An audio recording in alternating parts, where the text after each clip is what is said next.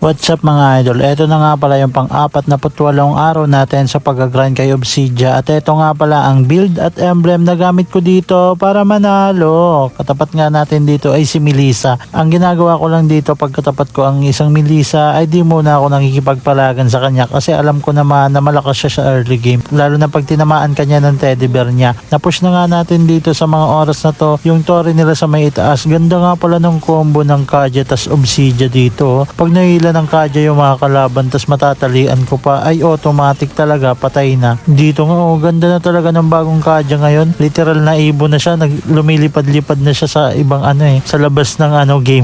Nakuha na nga namin dito yung first lord of the game at buntikan pa nga natin dito mabigyan yung sushi nila. Di ko muna siya inultihan kasi alam kong pwede niyang makancel yung ulti ko pag nabuhat niya tayo. Di man natin siya nabigyan ay bibigyan na lang natin dito yung Esmeralda nila. Yan ganda ng combo namin dito ng Kaja. Walang kawala talaga.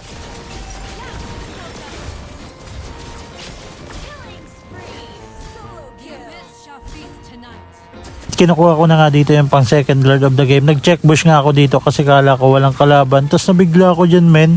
Nandun pala yung Melissa. Tapos sabay transition. Ayan, panalo na kaagad kami. Nawala kasi yung ibang clips mga idol. Sorry, bawi na lang ako bukas. Good game sa mga nakampet na kalaban ko dito. Hanggang dito lang yung video natin mga idol. Salamat sa panonood. See you next video. Ako nga pala si Mayang nagpapaalala sa inyo. Manalo matalo. Huwag kayo maging toxic sa kampi nyo. Ingat kayo palagi. God bless.